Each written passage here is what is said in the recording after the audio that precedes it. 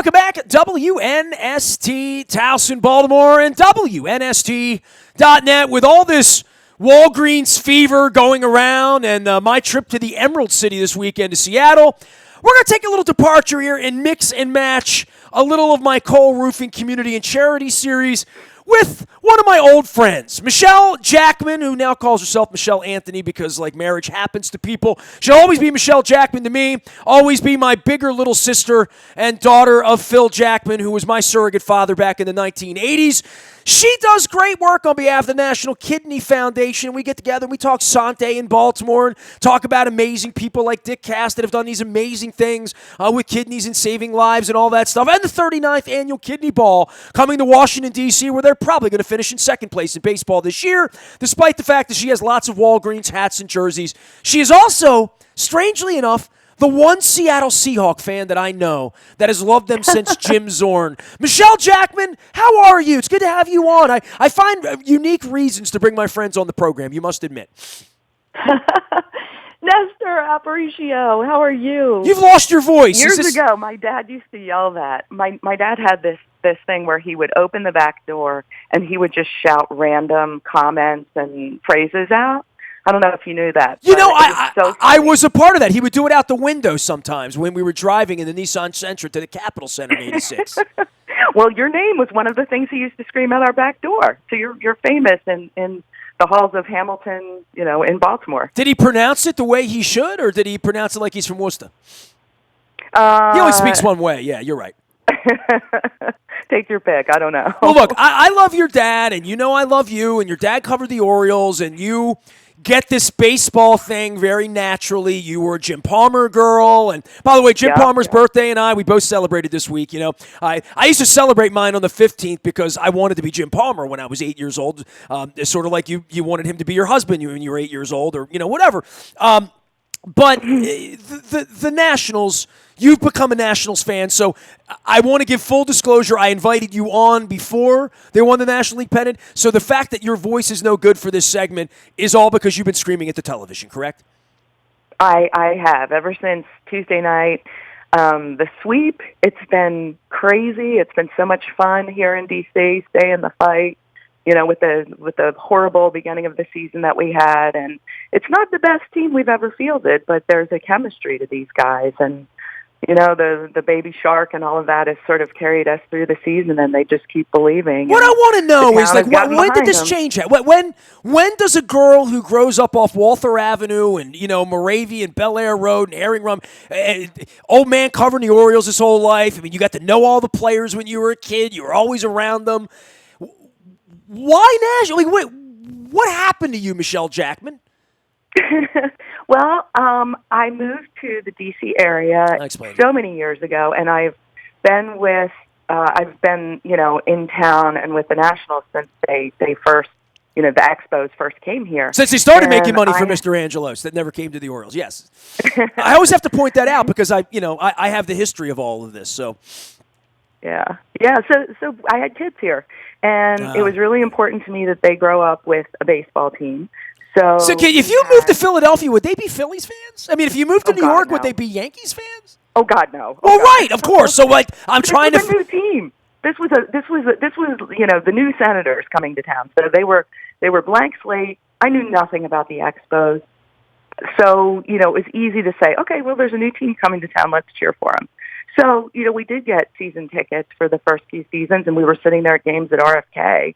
And then, till they moved over to Nats Park and whatnot. So that's how we became Nats fans. Well, I know you're a Nats fan. I mean, we've been Facebook friends for 10 years, and all through all this suffering and all the blown games and all the, the times they didn't get to the National League Championship, all the times it wasn't this year, to your point, they had really good baseball teams down there funded by, our cable dollars and given to Mr. Angelos. And meanwhile, we lost 108. I don't know if you know this or not, but we still play baseball here sometimes, Michele. And I still root for the Orioles. I always will. Yeah, but you feel sorry for them. I mean, there's a part of it where you just do that from Northern Virginia because you feel sorry for them, right? And because Mom's still stuck here watching it, right? My whole family's still there, stuck watching them. But yes, the Orioles will always be part of my DNA. Ever since the days we were going to spring training as little girls. Yeah, Miami, huh? North Miami, huh? Yeah, you and Earl Weaver. Key Biscayne. Key Biscayne is where we were, actually. Wow. You got pictures. I know you put them up every once in a while, you and your sisters running around down there. It's all good. Michele Jackman Anthony is here. Tell everybody what you do for the National Kidney Foundation. Then we'll get to your Seahawks, Jones, which is the reason I really called you, because you're like the only Seahawks fan I know. So I figured it'd be a good week to bring you on. And then I'm like, I bet she's doing some good work on behalf of the National Kidney Foundation, and I know you are. Thank you. Yeah, I'm the executive director of the National Kidney Foundation, serving the National Capital Area. So we are D.C., Northern Virginia, and sort of the 5-bedroom counties of Maryland, Prince George's, and Montgomery. And so last weekend we had our kidney walk at Freedom Plaza, which was amazing. It's a big celebration of life where hundreds and hundreds of patients and family members and living donors come out to walk. In D.C., it must be incredibly multinational, right? A survivor chain there, right? Like, it's people from all over the world in Washington, right? Yeah, exactly. Because we have all of Congress and the senators from all over the country. We've got all of the embassies, and we've got, the local people. And, yeah, it's just a really, great celebration of folks. And there are actually a couple of Baltimore walks as well. So I hope everybody will visit kidneywalk.org and see about all the walks in Maryland as well. All right, you got a kidney ball coming up, and this is right up my alley. It's right before Thanksgiving. It's a Saturday night in D.C. People can get all done up and go down. Give me a little kidney ball look in case my wife and I want to make it down there. And by the way, we are free that night. I did check the calendar, which is it's very unusual that we're free on a Saturday night. You got a nice night there and a holiday. This is going to be a nice little kickoff to the holidays too, right? Yes, it absolutely is. It's the Saturday before Thanksgiving, and I hope you and Jen will come, seriously. It's a great time. It's a huge gala where we have a silent auction and a live auction. The live auction items this year are amazing. We have Ride the Zamboni at the Caps game, which should be a lot of fun. I've still never done that. I've done a lot of things in my life. I've never ridden on a Zamboni at a hockey game. That's there true. you go. There you go. I should have done it at the Skipjacks game back when I wanted to. Bid on that. All right, there you go. We have to throw out the first pitch at the Nats game, which is going to be really big. I'm not going to do that. I'm not going to do that, no. No. Well, you get that kind of access. I'll throw up at the first pitch at the Nats game, but I will not throw out the first pitch, no. So. And so we have a really inspirational story. Mindy Lamb, the jeweler, is going to be featured in our mission appeal. She lost. She got sick with kidney disease. Basically, lost everything while she didn't have any health insurance. While she was like putting herself through dialysis and whatnot. And her daughter gave her a kidney as soon as she turned 18. Her daughter was 18. So it's a really, really amazing story of the love between a mother and daughter. Our entertainment this year is the Guess Who. I just saw that. I literally right this second I'm looking up and I'm like, American Woman, exactly. Me. Yeah, all right, the Guess Who is playing. Well, now you're finding more reasons I'll drive 38 miles down the freeway to. I mean, it'd be really tough if the Nationals win the World Series because y'all going to be insufferable, right? I saw the Caps. By the way, there was a great – I just shared this right before we came on the air.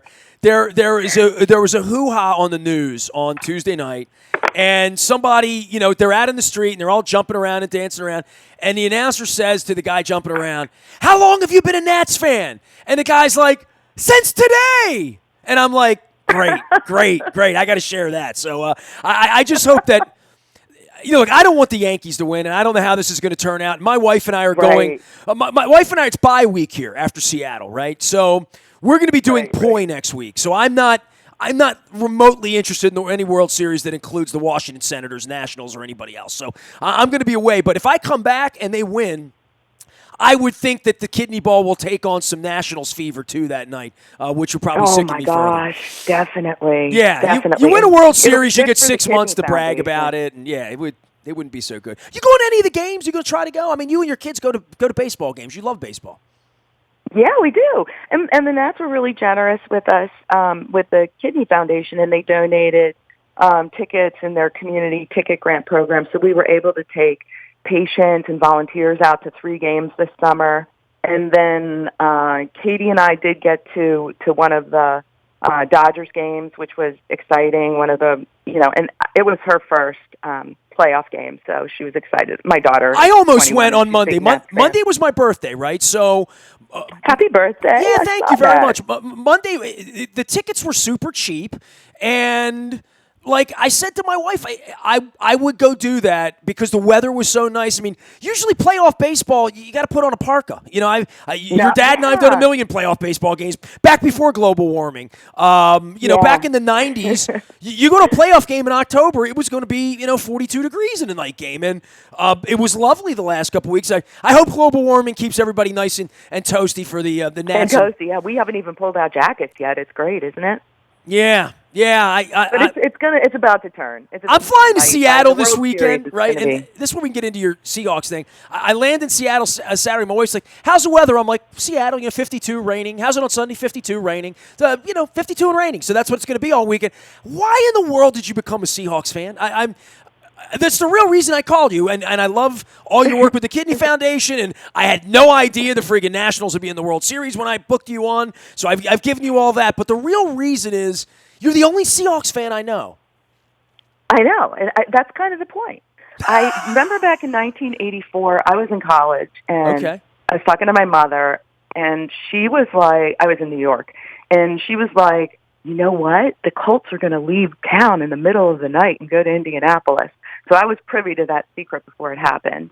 And I was pissed, man. We were big Colts fans as little girls.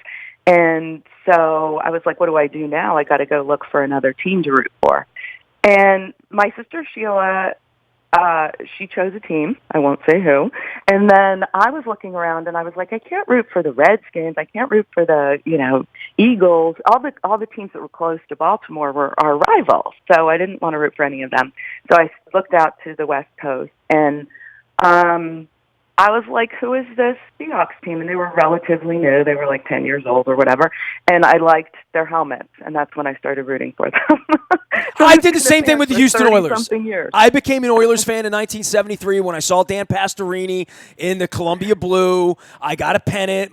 Johnny U had just got dealt to San Diego, and I became an Oiler fan all through my childhood. So when the Colts left, I just was already an Oiler fan, right? So I was Oilered up, but I bought Eagles season tickets with my buddy Russ Lettra, 86, 87, 88, 89, when you were at Hofstra, when you and I were going to the Joshua Tree tour up at the Brendan Byrne Arena and all that stuff. By the way, Jen and I are going on a sojourn, a little U2 story. Michele and I attended the Joshua Tree tour, sold out in the 8th row at the Brendan Byrne Coliseum in June of 86.